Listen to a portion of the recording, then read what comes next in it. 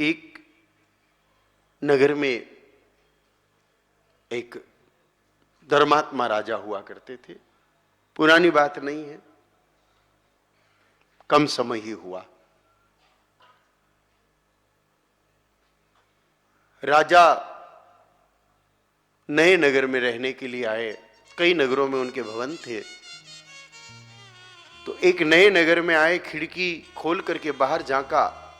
ठंड का समय था। कोहरे में एक खंबे के पास एक बुजुर्ग ठिठुरता हुआ दिखाई दिया राजा को।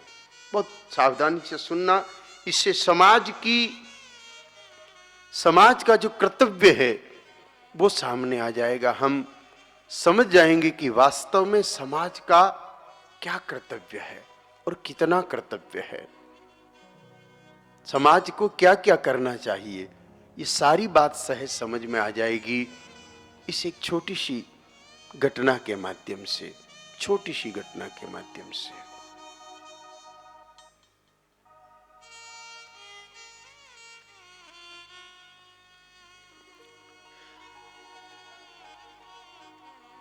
प्रभु,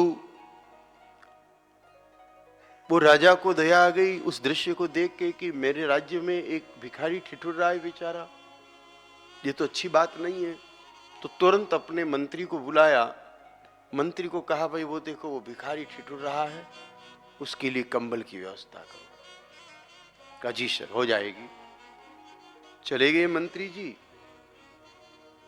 दूसरे दिन फिर देखा तो भिखारी तो शाम को वैसे ही बैठा था। मंत्री जी को बुलाया, कहा काम नहीं हुआ, उस भिखारी को कंबल नहीं दी। कहा अपने यहाँ का नियम है, पहले टेंडर निकालना पड़ता है, ऐसे कंबल कैसे खरीद लेते, गबन का आरोप लग सकता है, घोटाले का आरोप लग सकता है, इसलिए हमने कंबल का टेंडर निकाला है। कहा एक कंबल का टेंडर? कहा नहीं महाराज, बहुत सारी का निकालना पड़ा, क्योंकि ऐसे तो कई भिखारी ठंड में ठिठुर रहे, सबको देनी पड़ेगी, एक को देंगे तो भेदभाव का आरोप लगेगा। तो का अभी 4-5 लोगों की निविदाएं आई है, कल निविदा खुलेगी और तुरंत मंगा के बंटवा देंगे। कहा भाई कल कर लेना, बेचारा ठंड से परेशान हो रहा है। दूसरे दिन फिर सांझ पड़े वही स्थिति थी। कहा क्या हुआ, कंबल नहीं आई? कहा सप्लाई ऑर्डर हो गया, कल तक आ जाएगी, और वैसे भी आज आ भी जाती तो बांट नहीं सकते थे। कहा क्यों? क्योंकि पहले हम ऐसे लोगों की गिनती कर रहे थे, चिन्हित कर रहे थे कि कौन कौन है जिनको कंबल की जरूरत है, इसलिए आज का दिन तो उसमें चला गया हमारा। आ भी जाती तो हम उड़ा नहीं सकते थे उसको, नियम में बंधे हैं महाराज, हम क्या करें, आपने ही कानून बना दिए, आपने ही संविधान बना दिया, हम बंधे हुए हैं। कहा ठीक है भाई, पर कल तो कर देना। बिल्कुल महाराजा, कल तो हो ही जाएगा। अब वो राजा खुद भी कुछ न कर सके, अपने ही बनाए कानून में उलझा। तीसरा दिन हुआ, कंबल बटने लगी।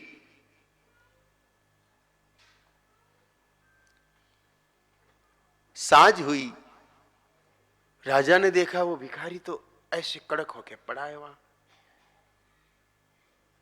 मंत्री को बुलाया, मंत्री ये क्या, ये तो आज तो लेटा पड़ा है ठंड में।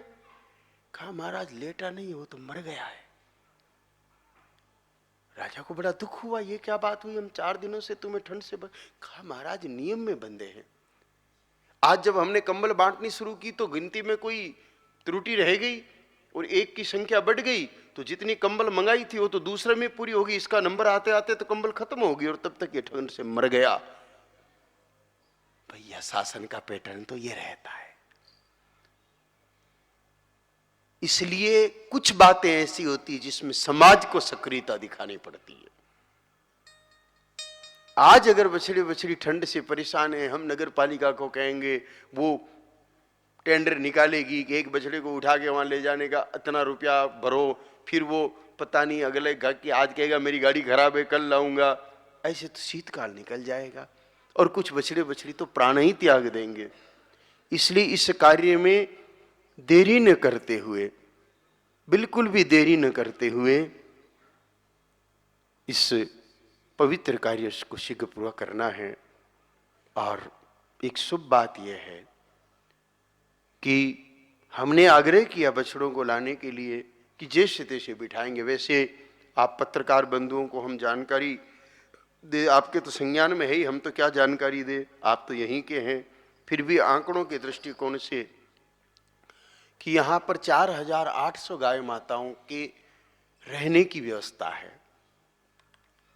24 गोष्ठ है, एक गोष्ठ में अधिकतम 200 गोवंश ही रह सकता है, इससे ज्यादा क्षमता नहीं है। लेकिन इस समय गोवंश यहाँ 6000 है। 1200 गोवंश पहले ही अधिक है।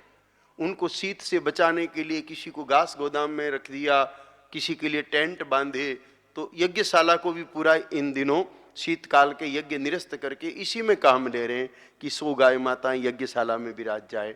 ऐसे यथासंभव प्रयास किया, कुछ संख्या जबरन बढ़ा करके काम किया हुआ है। फिर भी भाव यह है कि छोटे बछड़ों को तो और लेंगे, कैसे भी व्यवस्था करेंगे, कुछ नहीं हुआ तो 5-25 बछड़े बछड़ी तो हमारी कुटिया में ही रह जाएंगे, कोई परेशानी वाली बात नहीं है, कोई दिक्कत वाली बात नहीं है।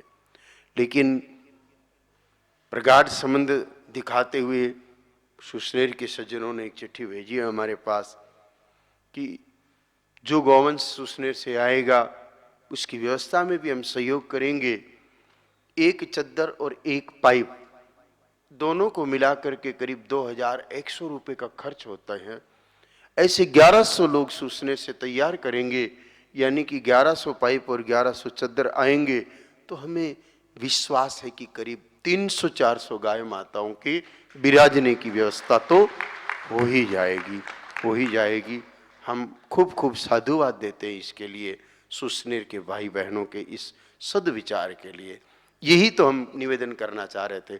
योजना तो शासन की भी है शेड बनाने की, गवर्नमेंट ने भी कहा कि हम 10 शेड नए बनाएंगे, लेकिन उस बात को कई महीनों गुजर गए। उनकी अपनी प्रक्रिया है, उनके अपने सिस्टम होते हैं, उन सबको फॉलो करते करते वो फाइल आते आते वक्त लगता है।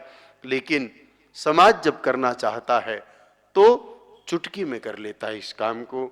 आप सबने ये निर्णय लिया, उसके लिए हम आपको खूब खूब साधुवाद, खूब खूब धन्यवाद अर्पित करते हैं।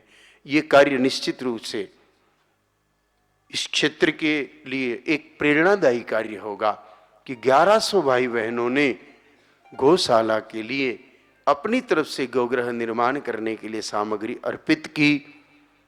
हम चले जाएंगे तो भी सामग्री रहेगी और हमारे गौ प्रेम की, हमारी गौ स्नेह की गाथा गाती रहेगी। तो हम आप सबको साधुवाद देते हैं।